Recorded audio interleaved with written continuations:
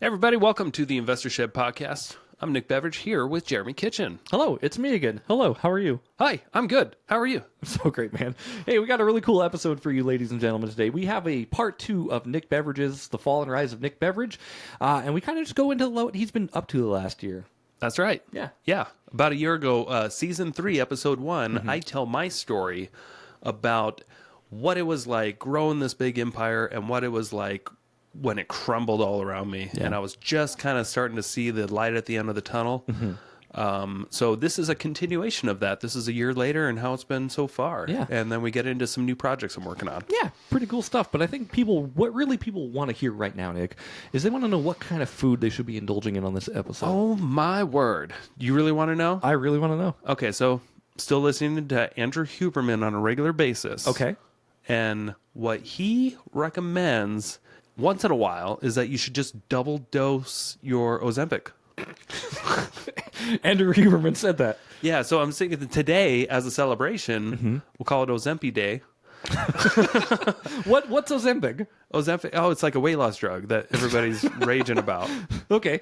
So Andrew Huberman, Yeah, I think he was the one. I think he said it. I think he said you should double dose once in a while. So let's call it today. Take a double dosage of your Ozempis, so you're really feeling it, and make it a great day. Get your Zemp on and listen to the episode. Get your You heard it here Zamp first. on. Top of the morning, everyone. How are we doing today? Doing fantastic. Good. So, hey, everybody, we are live right now. We're live on X, and we're live on Facebook, the page, the Investor Shed podcast page, and we are also live on Instagram. With different mics. We've got 2 different mics set up here for us so we can be Yeah. live in multiple places. So thank you all for joining us. If this is your first time here, make sure you check out our previous episodes. Go to the Investor Shed on Apple Podcasts or Spotify. We also have our YouTube page where you can find the video episodes, if you want to catch our ugly mugs in action. Oh, yeah, we so ugly, We're so ugly boys. but we're funny. That's what people tell us anyway. We at least got that going for us, right? We're ugly but funny. So that's our wives love us for it. Yeah, but mine does not yet, but I'm working on it. Paper bags are still a thing, man. We can be funny, and they can put paper bags on our heads, do. and they get to live a really good life. So, but that's not what we're talking about today. Today we are talking about, we got a really cool episode 2 for you, a part 2, if you will, about Nick's rise and fall and kind of re-rise again, actually. Yeah, so about a year ago, we had season 3, episode 1, and in that episode, we talked all about my journey and what it was like building up a fortune over a decade or so, and then watching it all come apart and break into pieces. And I felt like at that point, I felt like I at least had a plan to move forward, lick my wounds, and move on with my life, because I was in a pretty dark place for a little bit there. Yeah. So yeah, it's been a year. Now we're ending this summer of 2024, and I got to tell you, this year's been pretty fantastic. Yeah, I'd have to agree with you. It's been a little gut wrenching just having to take those massive losses. So hopefully this podcast will help those out there, those investors that maybe they maybe are looking at potential losses in their investments, or maybe they're not even there yet, and they can just understand that this is a part of the process, this is a part of the game. Yeah. Obviously, you don't want to lose money. That's what Warren Buffett says. Right. That's rule number 1. And man, my life would have been a lot easier if I didn't lose so much money. But Sure. I got to tell you, I felt like I've really grown a lot as a person. As I've making these huge mistakes has really helped me be able to be better at analyzing deals and anticipating potential problems. Sure. The works, and it's just made me reflect on, like, what do I really want after going through those failures? Like, do I want to build this up again? And so I kind of danced with a lot of that, but to take us back, recap if you don't want to watch season 3 episode 1, I tell the whole story about what I did to get started as a real estate investor, starting from scratch, starting from nothing, and then over time building this thing. And I just kind of step by step explain what was happening.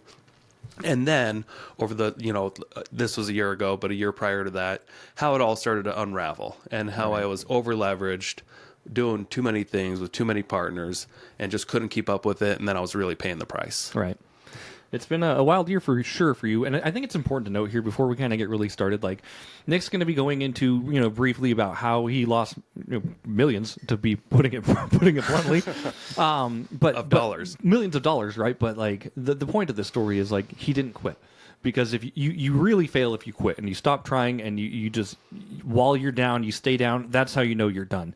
But investing in real estate gives you so many options, and investing in yourself gives you that many options as well about, how to get past these hurdles and how to keep moving forward. Because if you're planning on getting into this and not expecting any problems ever, you probably shouldn't do it.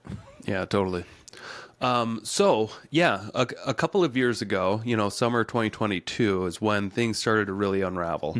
At that point, though, I think I had a net worth of around $4 million. Okay. With the market changing and all the mistakes that I made and all the delay, I had so many projects. I had new construction, I had flips, I had burrs. Interest rates were rising like crazy, and the market was stalling. It was so hard to get work done. I was paying massive amounts of interest on a lot of hard money loans. I mean, I was paying around $50,000 a month for a couple of years, and then all of a sudden, these projects just like stopped. But I was still having to make the payments. So picture having to fork over $50,000 a month, right? And nothing being done still, and nothing getting done, and the market falling, and you can't even sell these houses for what you have into them. Yeah. And your partners flake and leave, like not all of them, but some of them flaked and left. One of them actually sued me, which was surprising. Still going through that. Watch out who your partners are. That we'll get into that on another podcast, but sure.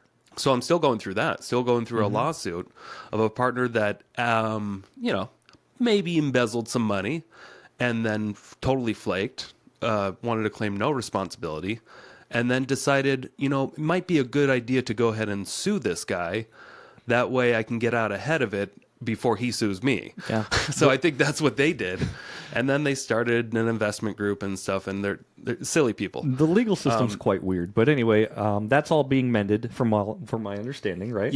Yep. So we don't have to get into that today. But so a year ago, I was kind of guessing. I didn't really know how much money. I knew I was losing a lot of money. Right. But I had guessed that, I don't know, I'm losing somewhere between like $1 and $2 million because I was still selling a lot of projects. Right. Yeah. And I had 23 sales last year and only 4 this year of like personal projects, personal rentals or flips or new construction. So I'm going to pause you right there real quick. So I know like last year and the year before, like there was a point where I don't know how many active projects you had at one time. How many was that? So a couple of years, my peak was I had 26 going at one time. Wow. Okay. Yeah. 26 construction projects. Right. And it was a mix, and it wasn't just in one neighborhood, all over North Idaho. Right. Scattered around in 3 different counties, all kinds of different types of properties. There was only 5 properties that were really close together. There was one block had 3 houses in Sagal, and another one in Sandpoint that had 2 houses. But other than that, all these projects were also scattered all over the place. Right. So that was challenging. Yeah.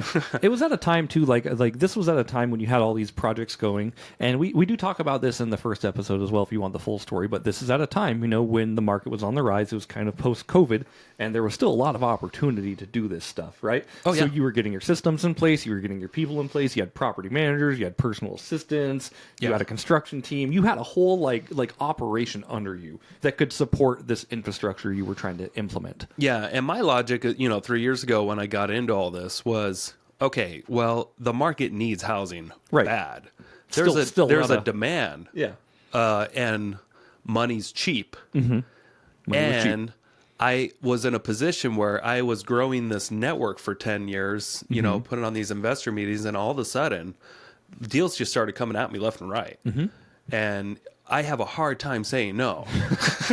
Yes, you do. And so I just started seeing what I can do, just taking it on and hiring people and hiring a project manager and assistants to help like kind of coordinate this, and a bookkeeper, and then another project manager. And then all of a sudden we couldn't get work done. So we needed to hire W-2 contractors to work exclusively for us. And then I grew a construction company with 10 people, all on payroll. And things just got nightmarish when it came to actually having to make payroll when you weren't bringing in any money, because the only way I was bringing in money was when I was selling properties. Right. And in 2022, I only sold like 3 houses. Wow. But I had like 20 something going on. Sure. Yeah. They just weren't completed and sold. Right. And then the market collapsed, you know, about halfway through. Collapse is a strong word, but well, it's the market it's stabilized. got way more challenging. Interest rates shot up. I don't know if you remember 2022 when, you know, 1 month rates were this, and like almost every month it was going put like up a halt on like almost everything. Seriously, like I mean, like there was a time when interest rates were 3 point something, and you could even do an interest point buy down. That's what my wife and I did with our house. Like we bought our house at 2.25% interest rate. Shortly after, like within a year or two of that, it was up in the 6s and 7s, and then it hovered there for a while. Yeah. So here's what ended up happening. In 2023, I lost a total of 1.5 million to 20,000. 1,520,000. Yeah, 1,520,000. I got you. Read the number. And that's a lot. And then in 2024, so far this year, I'm done with my losses that I know of. Congratulations. That's really awesome. I lost another 331,000. Sure. And you're done with your losses. This is all a hypothetical number, of course, because you don't really know what's realized until you actually sell. Yeah, so those are all sold. So over the course of 2 years, I had sold properties that had actual real losses of $1,851,000. Wow. Yeah. Which means my net worth went down. Really? Yeah. And I had to sell almost all my rentals to help pay for that. You did. I am still in a little bit of debt. About 600 grand or so of that is still not paid for. Sure. But they're not only one, like one of them's an actual monthly payment. The other one is an RV, is collateralized by an RV park, so it's not 100%, you know, debt that's uncollateralized. Right. There's an RV park bringing in a lot of cash flow. Yeah. We're just trying to figure out a way how do I actually pay off this and not lose this RV park, because I don't want to sell this RV park. It's bringing in a lot of cash flow. Is it doing pretty well? It is now. Yeah. Awesome. Okay. I haven't actually talked to you about that in a while, so. Yeah, the RV park was one of those projects I was working on in 2022, one of the 26. And it didn't start bringing in cash flow till this spring. Gotcha. Wow. Yeah. And now it's bringing in, it does have its expenses, but I mean, it's probably bringing in about $5,000 a month in cash flow. Okay, so that's after your expenses, after you pay your managers, and after I pay the manager, the interest payment, power, insurance, everything. Cool. Power, water. That's pretty good cash flow, man. Yeah. Toilet paper, that kind of stuff. Soaps, all the amenities. Yeah, about $5,000 a month or so. That's really good. Which is pretty incredible. Yeah. So I've got that great cash flowing asset. I still was able to keep a couple 4 other rental houses. Okay. So I didn't have to sell everything, but I did sell the majority, like 75% of my rentals. Cool. In order to pay for that 1.8 million. Right. Yeah, because it had to come from somewhere. Right. Yeah. And like, I mean, like it's hard to get like hard money loans once you're this far in debt, because people see that like, okay, this guy's in all this debt and he's in over his head. Like, it's hard to refinance this stuff. Lenders will stop trusting you at a point because you can't collateralize anything else. Eventually you just have to start paying things back. Yeah, it sucked. Yeah. Yeah, it sucked. And on top of that, you know, my dog died. I was getting sued. My real estate team left me too, eventually. So yeah, that since the last year's podcast, I think I mentioned, you know, at least I still have my real estate sales team. Like, they never left me. They all left. Oh. So lost those people too, which I don't blame them. That we trained them up. They know how to sell real estate. Sure. They don't need to be on our team anymore. There's no bad blood at all. But I lost that too. So it was a couple of years of heavy losses on all fronts. Sure. And I mean, like, I don't know people's reason for leaving ever, but like, do you think it could have been correlated with the fact that you were potentially sinking in your own personal investments? And I'm not calling you like a bad leader or anything, but like they see this stuff, right? And they're like, ooh, is now the time to leave?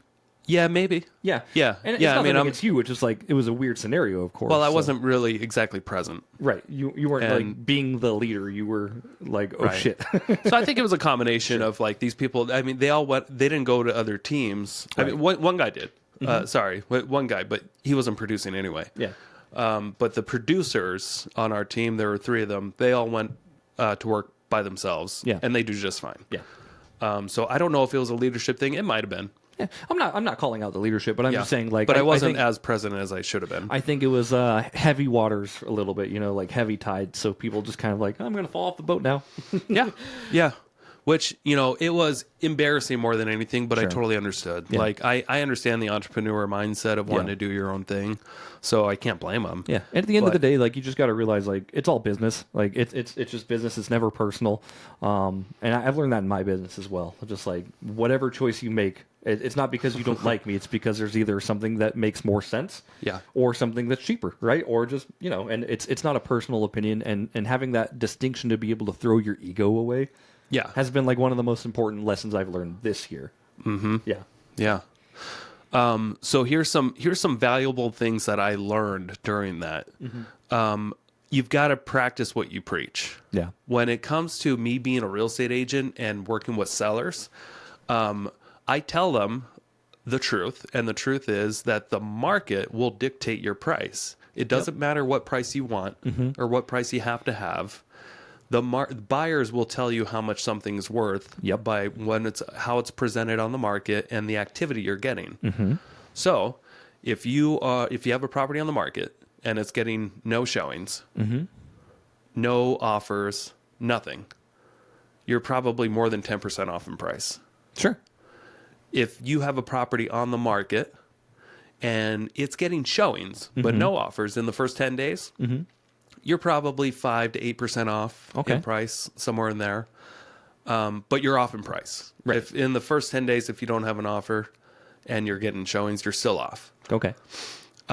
If in the first 10 days you're getting offers, you're probably priced right. Sure. Doesn't necessarily mean that you're going to get the price that you want. But if you're getting offers, you're priced at a point where you probably don't need to do any reductions. Right. So here's what happened. A lot of my properties that I was trying to sell and trying to get the price I wanted, so I wouldn't have to be upside down So you and didn't have to everything. eat it? Yeah. They stayed on the market longer than I wanted them to, and I eventually had to keep doing price drops and price drops and price drops until buyers saw the value and bought. Yeah. And I could have saved a lot of money if I was just more aggressive with my pricing right from the start, instead of trying to get what I wanted. And there's a lot of truth to that because, at least in North Idaho right now, the market, I wouldn't say it's saturated, but there's a lot of inventory on the market, right? There's actually not a whole lot. Okay. But there's more than there was, during COVID. Yeah, well, there's more than there was, and I think we talked about this too. It's more becoming like a balanced market than versus a sellers or buyers. But the point being, like, I think there's 2,000 houses or something like that on the MLS right now. I could be wrong. I can tell you. Okay. But there's competition right now is what I'm trying to say, right? So when people see this and, if your house is priced, $20,000 more than a similar house, people are going to gravitate towards the cheaper one. It's basic economics, right? You take two similar products, one over here for $1.99, one over here for $6.99. Like, people want the $1.99 value menu. Yeah, exactly. All right. So, you're close. 2,098 properties on the market. Yeah. Now, here's, what's under contract, though. Right. What's under contract? Almost half of them, 835. It's like 1,200 active-ish. But your sales volume this year is down. Yeah. Quite a bit. And depending on the price range, like right now, I'm trying to sell a property in Hayden, and we're trying to get the price just right because it's a group of investors that they're trying to make a profit. Sure. But we're getting no activity on this beautiful house in Hayden. Price it's in like the 900 price point. Yeah. But it's just a little too much. Like if you're getting no showings, no offers, no phone calls, nothing. Yeah. We're overpriced by like 10% or more, and it's not something they want to hear. Right. But I got to tell them every day, and it's like I'm on the verge of getting fired.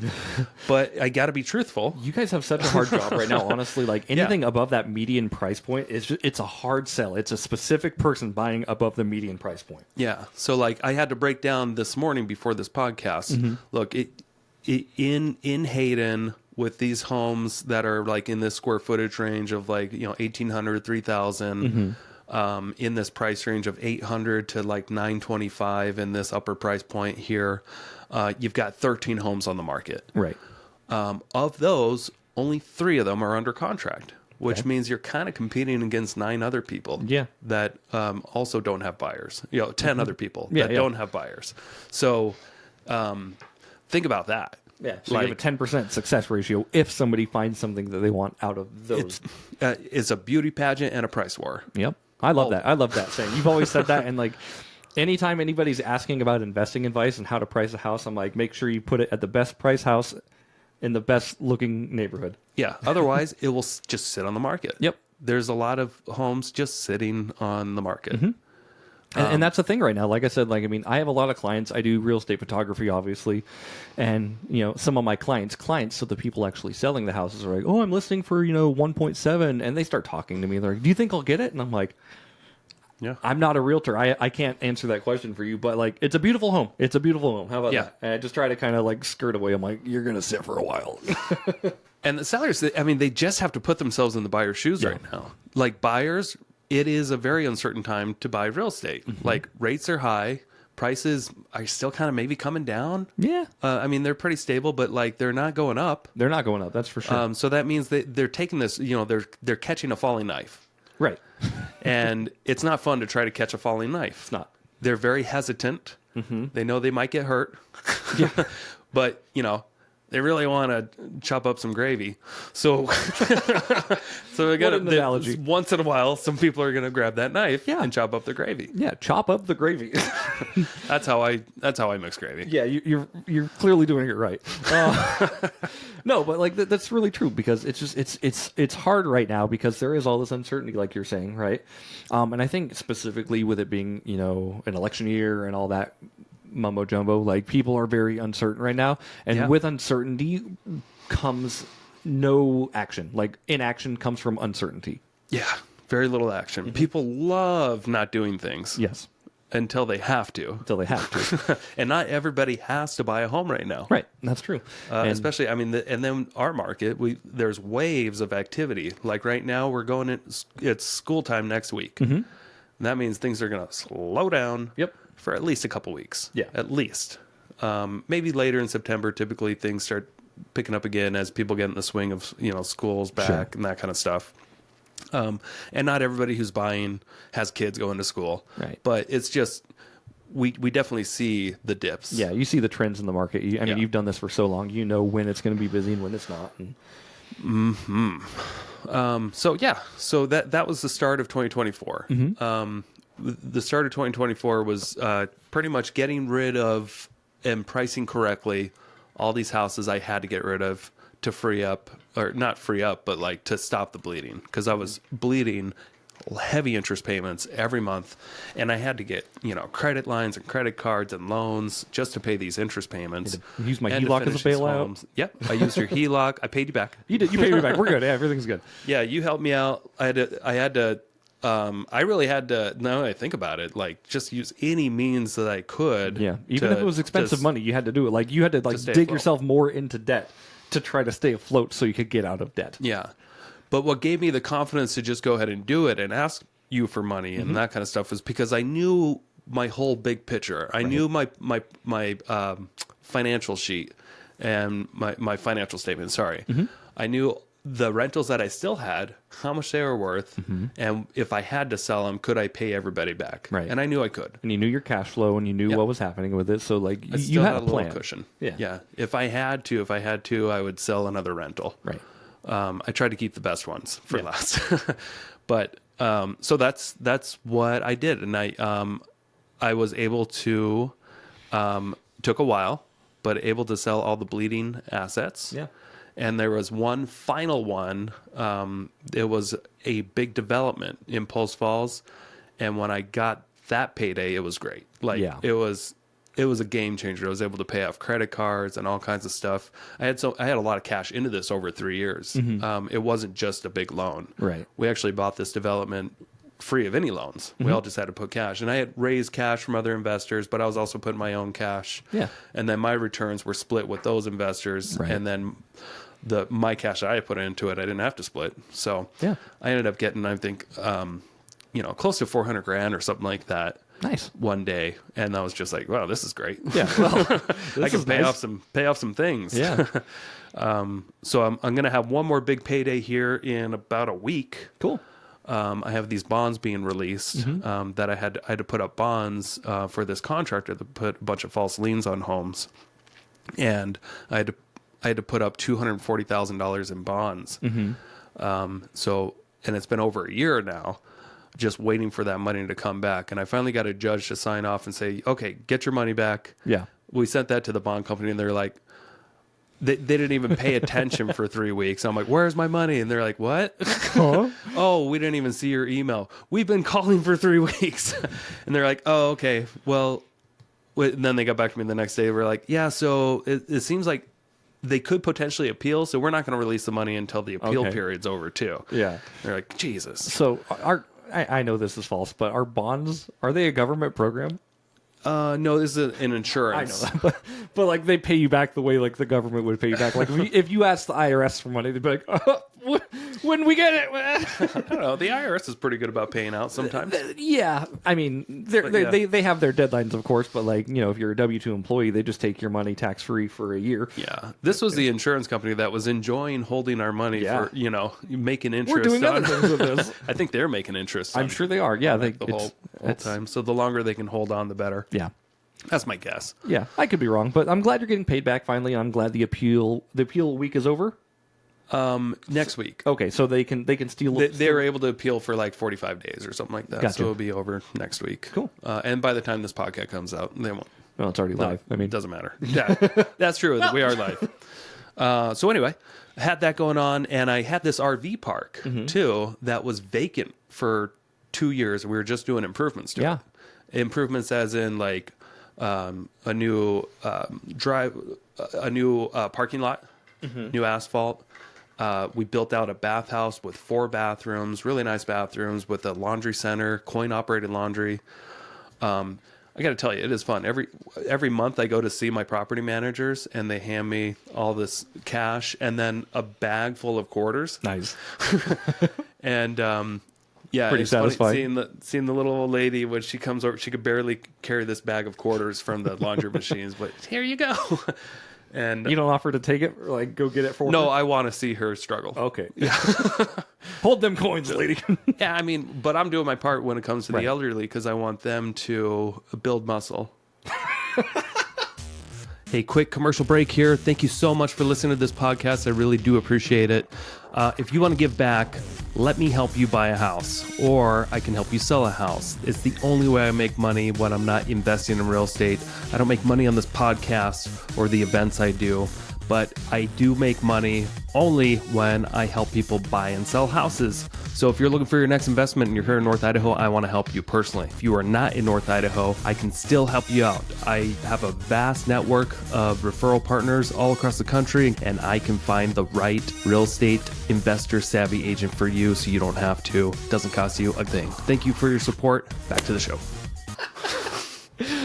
Okay, you're doing your part for the elderly because you want them to build muscle. Yeah. I want you them want to be a bunch stronger. of buff old people like running around? No, I just don't want them to break their hips. Okay, that makes sense. You know, and I don't want them to beat me in like an arm wrestling competition. I don't want them to be buff. I want them to hold their own weight. Yeah. Okay. I mean, if I just run up and grab the bag of quarters, what am I like? Hey, lady, no exercise for you. You die sooner. I'm not going to do that. I want her to live. Well, congratulations for caring about the elderly. Thanks. Yeah. So cool. Then you get a big bag of quarters, and that feels like a satisfying thing, right? It is a little. I mean, the quarters are just a fun little bonus that I'll cash in someday. I keep putting them in my safe. You know what you should do with all those quarters?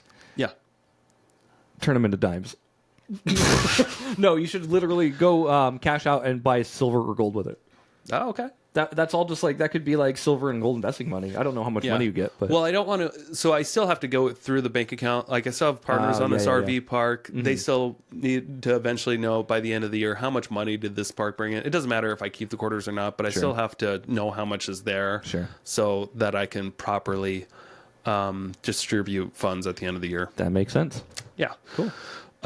Anyway, so yeah, this RV park, it was vacant for a long time, and I decided to take it away from my long-term property manager because they weren't able to rent it for a year. Yeah. I mean, they were able to get like one person there, and then these homeless people kept breaking in the bathrooms, and they scared off the one tenant that was there. Yikes.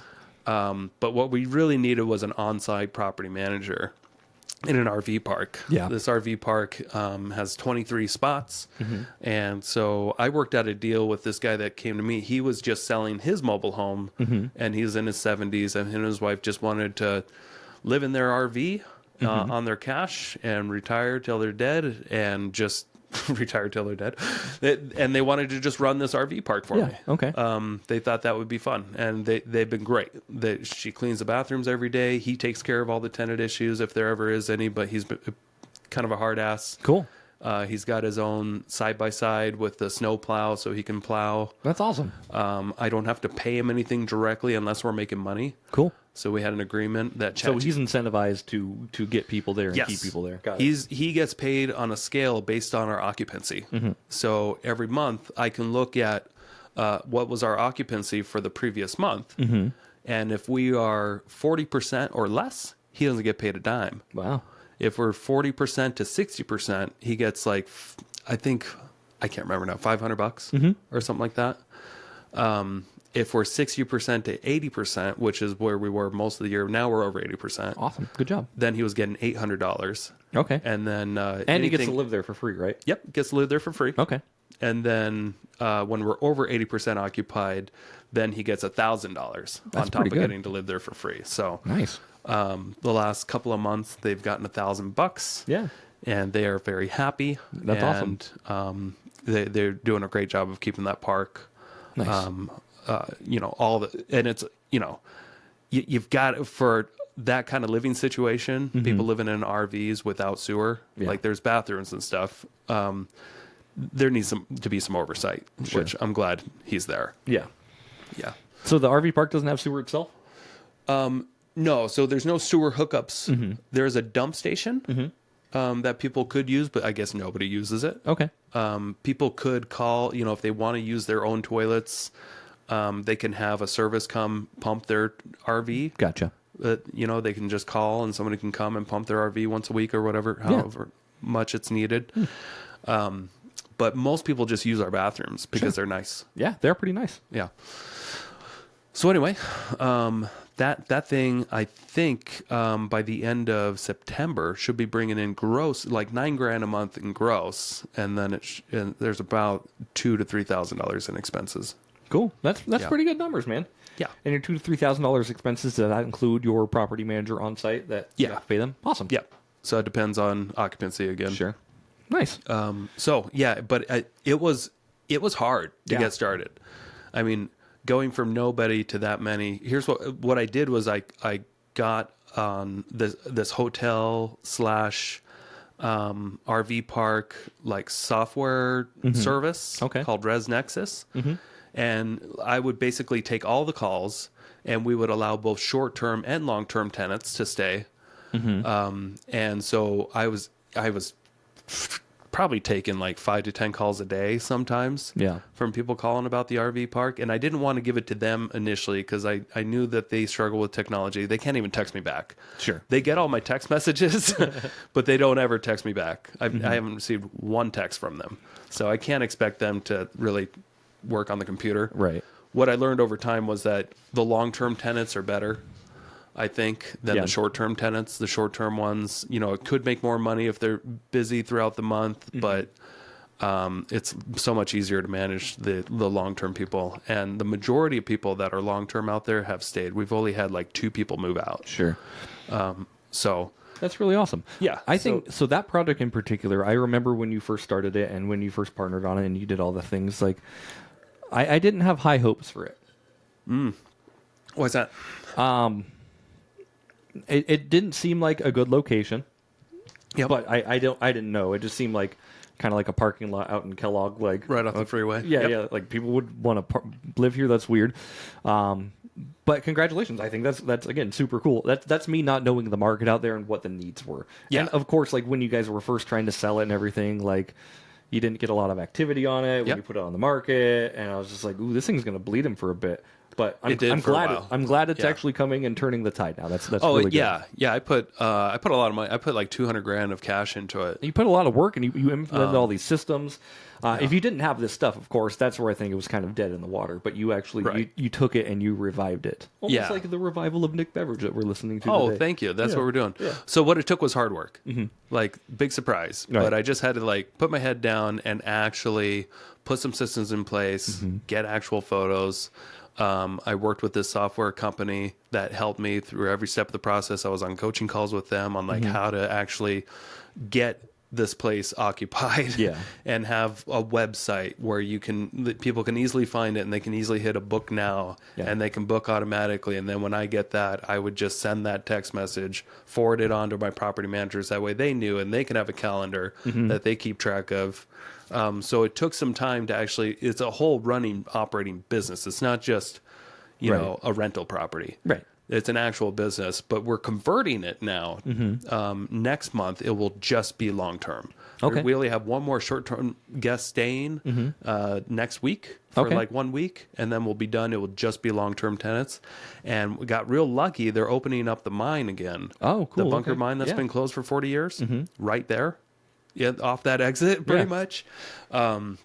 So we have people calling us for long-term stays that are going there to like do the expansion Okay. or like build it out. So they're actually opening back up the mine? They're opening up the mine. Yeah, the gold Wow. mine. Did you hear about? That's where your grandpa was caught on fire, right? No. Yeah, I'm sure. I don't know if he suffocated or caught on fire, but thank you. Too soon? No, the Sunshine Mine is what it was called. Oh, okay. This is the bunker mine. Yeah, so it's I not guess. that one. It's the one up in Wallace, I think, is the one where they perished. Oh, dang it. Yeah. Sorry. No, it's okay. But I was just interested. Like, what does a mine reopening look like? Are they going to be mining for more ore and mineral? Gold. just- I think gold. Cool. Yeah. So anyway. Yeah. Anyway, the point is that there's a need for affordable housing, like Yeah. such a need over there, because there's a large population. I don't know how big it is, but there's a large amount of people out there in the Shoshone County that are technically kind of homeless that just park their RVs in the woods and just live out of their RVs throughout the summer. Yeah. But like during the winter, that's tough. Like, but during the winter, they can live at our RV park, or they can live there year round because it's only we're keeping it cheap. Sure. Some of the spots are $455 a month, some are $475, and that includes all your utilities too and power. Nice. So you can live a flat, just pay $475 a month to live. So you can pay Not too bad. $475, and then you can plug in as many disco balls as you want in your house, in your mobile home or RV. Yep, And disco you- balls. And it won't charge you anything. No, we don't charge extra for power or anything right now. Cool. That's a pretty good deal. That may change, but for now, we're bringing in enough cash where we don't have to gouge people. Sure. Yeah. That's awesome. Very cool. Yeah. So that's what and another thing that I've been doing all year long that we kind of talked about in the asset protection and estate planning. I wanted, since my real estate team left, and I kind of was like, well, do we want to build that up again? Not really. And Joe and I, my business partner, talked about just, hey, why don't we just take this whole year to not grow the real estate team and just, we can work our own leads. So Sabra's still with us. She can take leads. But let's just focus on getting organized and flipping houses, trying to build up our own income. Just take this year to not worry about trying to grow. Yeah. Not worry about hiring more people. And I had another goal. I didn't want to take on any more flips. You did. I was like exhausted, so exhausted from construction projects. and just wanted to, I had a goal of like, I just want to buy properties, maybe one property in 2024 that I can buy with little to no, little bit of money that doesn't need any fixing up, that I can just rent out. How many properties did you buy this year? 3. You're doing pretty good still. You've bought some good deals this year. And this morning, I was at a fix and flip this morning. Nice. Okay. So I did kind of break the rules, but we're later in the year, and I'm like, I kind of want to do a fix and flip again. Well, we're later in the year. Not only are we later in the year, but like you've also realized all these losses, and you've got some profits back, and you're like, okay, maybe I can kind of keep the system going a little bit. You don't have to go balls to the wall like you did. I was doing one at a time, though. Right, you're doing one at a time, and again, you've got your bearings straight right now, which is a perfect spot for you to be in. Like you know what you can do, you know what over leverage looks like, and you know how to stay out of that situation. So one at a time. Yeah, that's my motto. So I bought that house in Hayden, and I didn't buy anything else until I finished it, and I walked away, and it was done. And then we bought a house in Priest River, and I didn't buy anything for that week. That was a very easy project. That was an easy project. We're it was done. a 1 week. Like, it was just, you trash out. This is kind of a cool tactic, by the way, if you guys are out there listening and wondering, like, do you always have to fix and flip a house? If you got a really killer deal, people like to call wholesale. Let's wholesale. Wholesale is so fucking difficult. Yeah. I think if you can buy a property somehow with little to no of your own money, like with credit lines or partners or something like that, and actually just we did both. just close on it if you're getting a killer deal. Yeah. Do a trash out and then put it on the market for every investor in the world to see. Yeah. The biggest buyers list in the world is the MLS. Right. You can't compete with that. Sorry, Chad Young, easy home buyer. You don't have a bigger buyers list than the MLS. That's true. They might be second place. They might be second place. They're Chad, pretty damn big. You got me there, Chad. Yeah. No, but like you're saying though, like we got really creative with this deal, and I know we're not going to spend a ton of time on this episode, but we both use credit lines to buy this property, so our minimum invested of our own cash is very minimal right now. Yep. Like right now, like we're getting offers on it on the market right now as we speak, and I was calculating returns last night. Like if we took the offer that was presented at us, I only have 1 month of holding costs for my HELOCs and my line of credit. It's at like $349. If I were to cash out right now and make it, I'd make almost like a 2,500% return in 1 month. Pretty damn good. Not but bad. We're gonna try to inch that up a little bit. Yeah. The cool thing about like this is like we both combined forces with our credit lines and bought a really cheap house. Yeah. That we knew was so undervalued. Yep. That we could get more. We didn't know how much because it's kind of hard to predict the value of a fixer upper. Yeah. Because so many people are going to radically think differently when it comes to renovation, especially something that has poor foundation issues and that kind of stuff. But we got a property for like less than half the land value. Yeah. So we were comfortable buying it, trash it out, throw it on the market, see what happens. Yeah. We got an offer yesterday on this $65,000 house that we spent $6,000 on. So we're at $72,000, call it 72 with closing costs. Yeah. And we got an offer for 105. Yeah. We're going to counter it. Yep. But yeah, if we just took it, yeah, we'd win. I mean, that's not bad. Yeah. That's not bad for the work that I did on this house. I installed doorknobs on the front door and the back door so that we can lock it. I took photos for free to try to keep our profits at a maximum, but I'm like that was a manufacturer's suggested retail price of $300. So, well, thank you very much. Of course, yeah. Yeah, so that's exciting. Very little work there. It's on the market. We can take our time just sourcing offers on that. Yeah. And we own the thing too. We don't have any hard money payments. The only payments that we have are holding costs for our credit lines. Yep. Which right now, like I'm estimated about $350 a month. Not too bad. Yep. So there's 2 more deals. I actually forgot one. Okay. One big one. This other one I'm fixing flipping right now. It's in Coeur d'Alene. It's a house that we bought off another investor. So this other investor, kind of newer lady, she brought me an opportunity to partner with her. And we did a like a 65, 70, 35 split, and she brought some money. Cool. I brought the rest. And we got it seller financing, $250,000 seller financing, 10% down, and then kind of hard money terms. Yeah. But spending around 50 grand on this property, so we'll be all in around 300 ish, and it should resell for like 400 grand. Cool. That's awesome. Yeah, and it's going well so far. Yeah. A little over budget, but that's Most common. projects are. Yeah. Yeah, not by much, but we can always probably sell it for a little more. Right. And that one's right by the hospital. It's a great location. Yeah. That's really cool. I'm excited to see that one for sure. So that one will be ready in probably a month or so. Okay. We're almost done with the rough in work now. And then let's see, Joe and I left Keller Williams Realty You did. to start a brand new business venture Yeah. in the same industry. Yeah, so we left for Real Broker LLC is the name of the brokerage. It's kind of stupid. They should just call it Real. It's funny. It's a real broker, and they don't have a real they don't have a building. Yeah, It's a cloud brokerage, but it's real.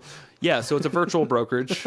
There's no actual office, so we just thought, how cool would it be to actually own the office that we walk into every day? And that's the one thing I didn't like about working at Keller Williams. It's just the one thing. Yeah. Like that. Other than that, I loved everything else. Right. But like Nothing bad to say, of course. walking into work every day and into a building that you have no ownership of and that you'll never own, and then you don't really have a say who works there or not. Right. That was always just kind of, one little part of me that like, I wish I can change that. Sure. And so we found a happy medium. Instead of starting our own brokerage, we'll just hang our license with this cloud brokerage. There's super low splits. Yeah. There's already a broker in place Cool. in Boise, and we can do what we want. And Awesome. we can start our own office. So we're buying a building in Hayden on 1.3 acres. Nice. And we're going to start a coffee, wine, beer shop. I love it. Yeah. So we're doing a lot. With this, you've been listening to Matt Sorensen and Mark Kohler for sure, because they say the first thing you should do is you should buy a building and lease some of it to yourself. Because not only that, it's a business expense for the real estate investor team, right? But you get to own the building and get all the other rental income. Oh, yeah. Yeah. So we'll be leasing you out double office dip. I space love it. within this building to other agents that want to come work with us. Are you just keeping it strictly agents that want to work with you, or are you opening it to anybody? So Brett Shoemaker mentioned that he would like a spot. So we're happy to have Brett. Yeah, name dropping. He's a I love fun guy. it. Yeah, so it'd be great to have one lender in there, like a go-to lender for agents. Yeah. And then we'd like to kind of start the hub for real agents. Yeah. So agents, real agents, but agents that don't necessarily need a lot of hand holding, but also kind of want an office, but with lower splits. Sure. So they don't necessarily have to be on our team, but just sign us up as your sponsors, which is what's great about the like kind of rev share program that they have versus Keller Williams. With Keller Williams, when you name a sponsor, you can only name one person, which is very typical. Sure. Yeah. With Real Broker, you can name two people. Nice. Since Joe and I run the business together, that was always a weird conflict. It's like, who do you put down? Right. You put me Nick, or Joe? put Joe, No. Now you can put us both down. Yeah. And Or it's I a could get win-win for licensed and you everybody. could put me. Yeah. But anyway, rev share, little bonus. That's not the main reason. I but own it's stock in just- real brokerage, so the better you do for real, the more Really? money you put in my fucking pocket, buddy. Get to work. I own stock. I was working before you got here, fuckhead. Well, I'll check my stocks. I'll check my stocks when we're done to see Yeah. if your work did anything. How about that? But we're just excited to take our entrepreneurial skills in case like the real estate market just continues to suck balls. Yep. Even though I think we're going to be fine because we're creative agents. We can do our own deals. We can be our own best clients. Real but estate is typically fine. we're excited to get into the coffee, wine, and beer lounge type scene too, because like every coffee shop in Coeur d'Alene is busy as heck always. And we just want to have this cool atmosphere that we can hang out at. We can have our own events there. It's also an event center. Okay. And we're gonna build a pool. Nice. So is your coffee, wine, and beer, is it going to be open to the public or just... Yes. Okay, perfect. Yep, it will be a legit coffee shop. Is the location pretty that good? will also the location is up and coming. Are you going to have a It's North drive-through Haven. for the coffee shop? No. It's going to be Interesting. a sit down only. We want it to be more you come in and sit down. Yeah, and I'm not And saying work. you couldn't, but I'm just saying, like, hypothetically, what if you put a drive around for the coffee shop for people that don't want to stop. The way the buildings are laid out currently, you couldn't really do it. Got it. Okay. And that's not really what we want to do. Okay. We want to create an environment where people come to work. Yeah. And meet up. Sure. And like sit down. And also have the coffee. Like the coffee's a bonus, not the coffee's the main thing. Sure. But we want to create a community where people could come hang out and get work done. Sure. I was just thinking something like like a Terra Coffee or something like that has a sit down place, but also has a drive through window for convenience. Yeah, and we totally thought about this. Yeah. It's just not a direction we really want to go. Sure. We more want the business to try to break even and pay for itself. Yeah. And create the network. Cool. And the people, and eventually we want to make this property so cool because it's on it's on 1.3 acres. Yeah. And we have this vision for having like an exclusive kind of club membership that also has a pool. Okay. That you can hang out at. Like, what kind of work environment has a pool? Can I and pee in a it? hot tub? Absolutely. Cool. Sign me up. It's going to be plenty of chlorine. I just want to go to your pool and I just want to sit in it and pee in it and be like, all right. Thanks, Holden. No, just kidding. And then give you my $100 and leave. Thank you. That was nice. Yeah, you're welcome. Yeah. No, that's awesome. I think it's a really cool business idea. The co-oping workspace is kind of up and coming. There's a couple places up in North Idaho that do do but having an extra space, an extra spot to do that is always going to be a good totally thing. Different location too. Not really competing. The Cove is in Post Falls near the state line. Yeah. And they've done a great thing. Mm-hmm. We want to not necessarily mimic them. We're kind of trying to mimic a little bit of the Lions Den or the Innovation Den. Mm-hmm. Because we really kind of like that cool atmosphere where all kinds of different businesses can come work there. And it kind of feels a little more exclusive. Sure. Can I come and teach classes? Yes. Cool. Yeah, I already bought a projector. Great. So, duh. I just want to teach more classes. I want to do more things. So if you ever want me, let me know. Yeah.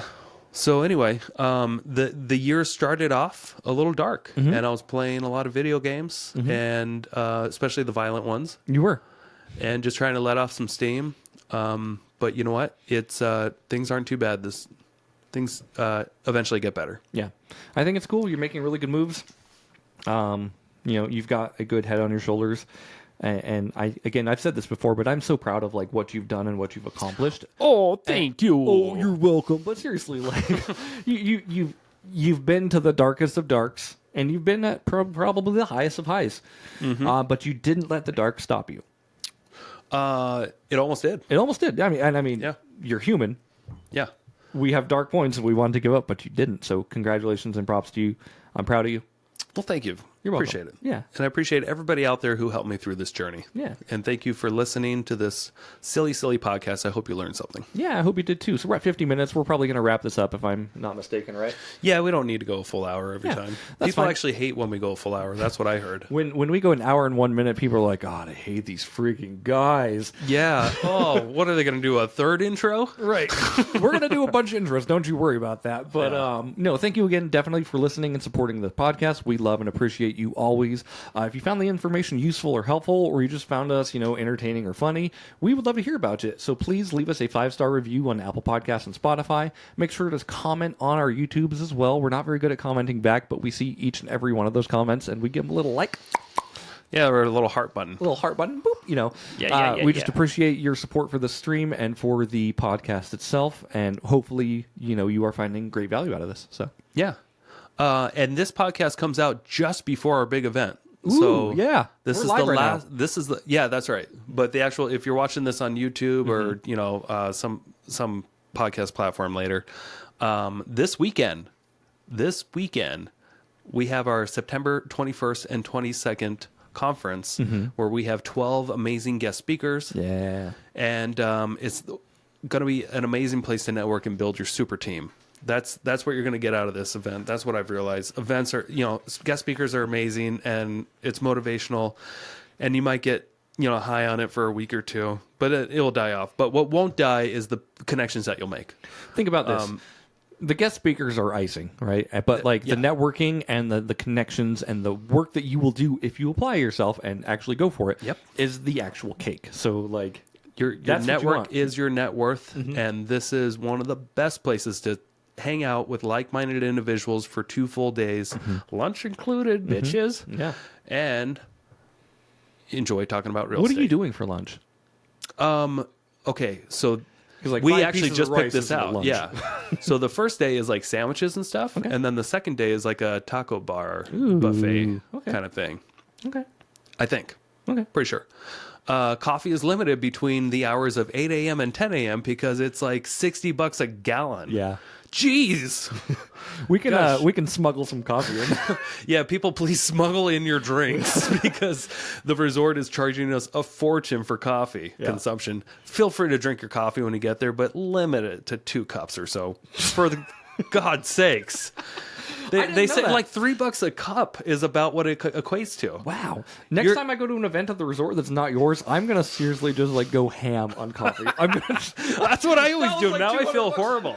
I do as well. I was thinking like this coffee's free, but I had no idea like that they're charging by the cup. Dude, you and I seriously drink so much coffee. $3 for just some drip. We go to a lot of events, and seriously, like, you and I are. This is what we do at events. We drink coffee, we drink water, we go to the bathroom. Yeah, that's what we do. And then- sometimes I make check marks of how many times I peed that day because I'm like, man, I just cleaned it all out. Yeah, and like we learn very little because we're peeing constantly. Making great connections though in the bathroom. Yeah. Slap another guy's butt here for the investing thing? No? Okay. Sorry. Don't mind what I just did. Yeah, well, that's abuse, and I apologize. So anyway, yeah, thank you so much for joining us, everyone, today. We will see you on next week's episode of the Investor Shed podcast.